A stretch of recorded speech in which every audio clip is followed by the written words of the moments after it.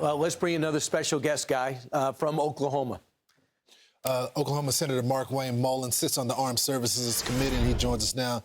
Senator, thanks so much for joining the program.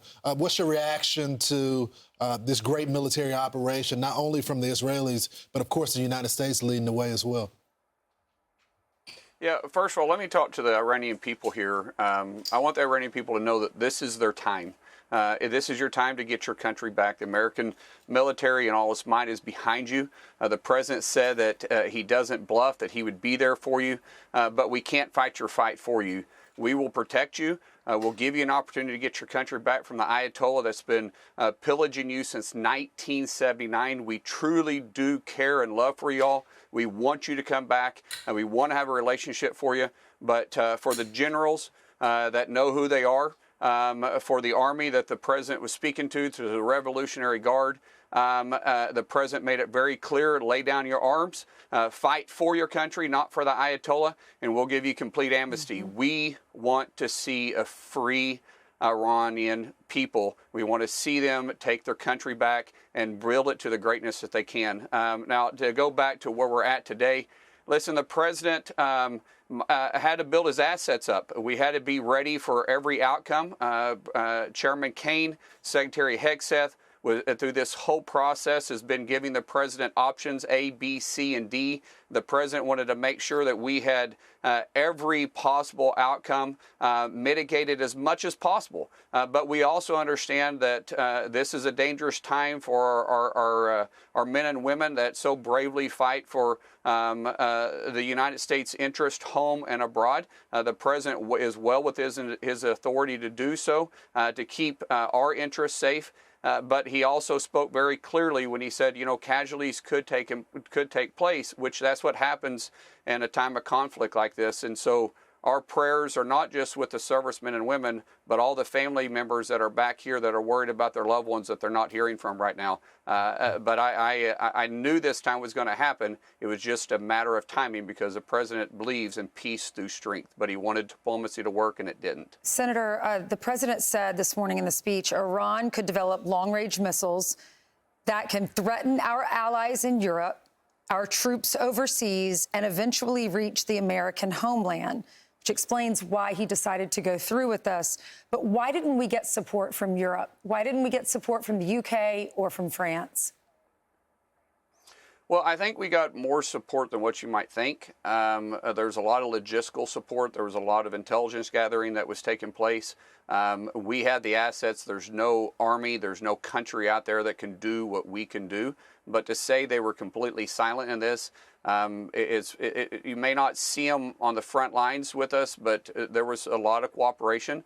You also notice that China and Russia is staying very silent on this, and the reason why is because no one wanted the Ayatollah and his murderous regime to be a nuclear powerhouse. They would completely destabilize that area, and a lot of people are concerned about the shipping lanes too. And so just because we're not seeing them out there doesn't mean they weren't participating, because they had access. A lot of these countries that you're referring to had access that we didn't because of the lack of maybe government-to-government relationships. Well, Starmer said flat out, can't use our bases, including Diego Garcia, which we specifically asked for. And the president picked up the phone and asked him, and that guy hanging on by a thread, this should finish him, I hope. Senator, let's talk about... I believe so. Yeah, it deserves. He's absolutely awful. But, Senator, when you look at being briefed in the Senate, I know you're not in the Gang of Eight, but you're tight with the White House. Do you feel as though your men and women have been briefed on the Senate side and knew about the gravity of this operation? Well, I know Congress has been briefed as a whole. I mean, the president had to hold this very tight. And so there was a circle of individuals that need to know, that are in have the ability to make decisions. But you have people like, honestly, Tlaib and Omar, that you can't brief Congress as a whole, because those individuals like that you just simply can't trust. And however, I do believe as we move forward with the operations, now that the operations are moving forward, I believe that the Secretary will come to either be Rubio or Secretary Hegseth, or maybe both, will be coming to Congress and doing a classified briefing as a whole for everybody. But, you got to understand this operation was very, obviously, you can tell, very well coordinated. The timing was very important. It wasn't actually what I would say intimate, but at the same time, the president was really wanting Wickoff to be able to get a deal.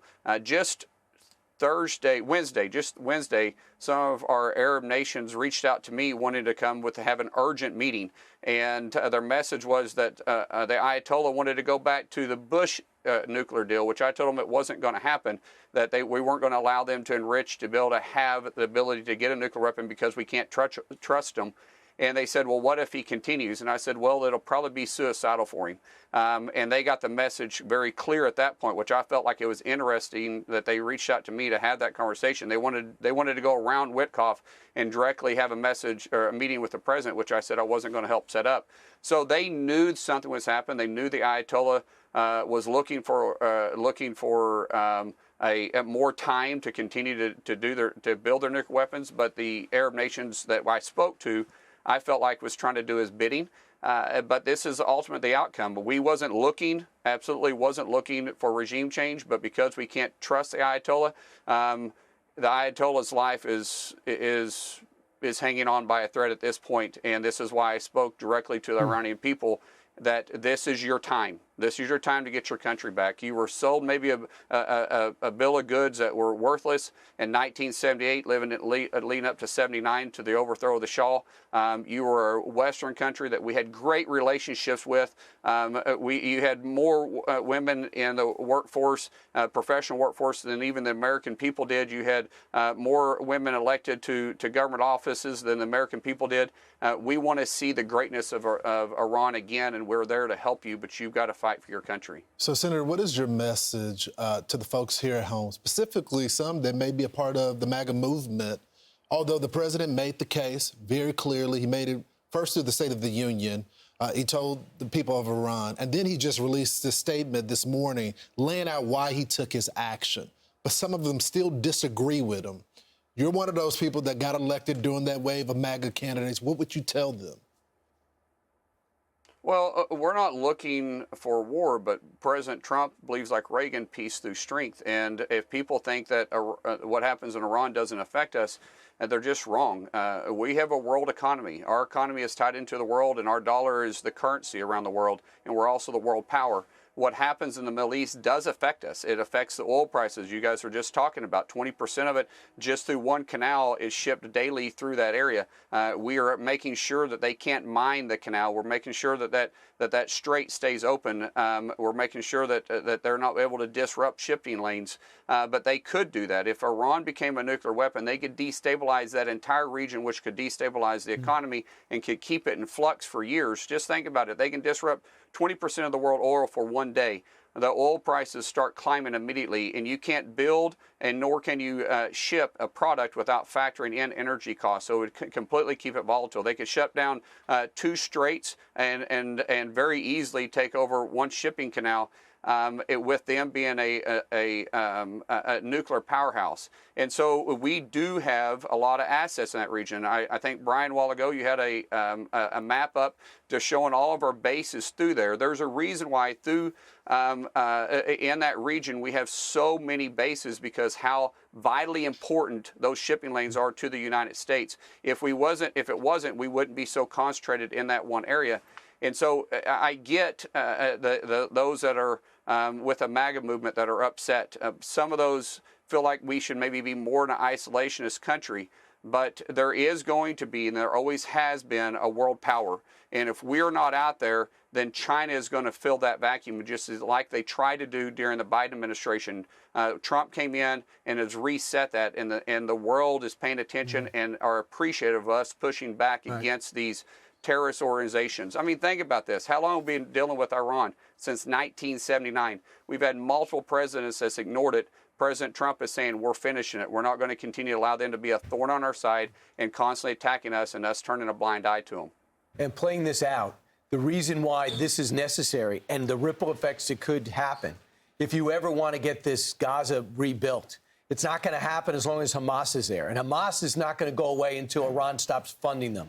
Iran will stop funding them when we're done with this campaign. If you ever want to pivot to China, We can't do that. We need more assets in this region because of Iran.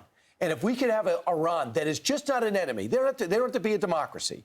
Whatever they need to do, they can do. But as long as they're not attacking us and making us the enemy and Israel, that'll settle things down, and we can pivot to maybe where certain people on the right and on the left feel we should be more involved in the Pacific. Right. We can't do it right now. Right. Brian, and I know you know this, but I want your audience to know that Iran was the #1 sponsor of terror around the world. And their whole goal was to disrupt the Western way of life, which is the heart of that is the United States. It wasn't a matter of if they wanted to put a nuclear weapon on us. It was just a matter of when they could do it. And they're not going to go away. You think the Houthis, you think Hamas, you could go down the list of terrorist organizations that they are directly tied to in funding. The reason why they have been inactive as of late is because after the 12-day war, Iran didn't have the resources to be able to send the money to them, but they were trying to build that back up.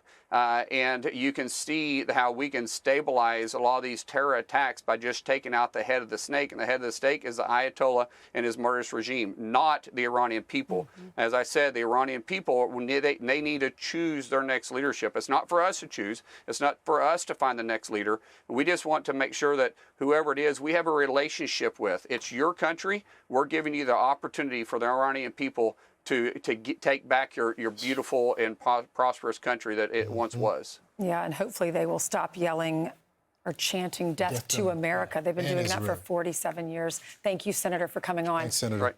Hey, it's Will Kane. Click here to subscribe to the Fox News channel on YouTube. It's the best way to get our latest interviews and highlights. And click to subscribe to the Will Kane podcast for full episodes right now.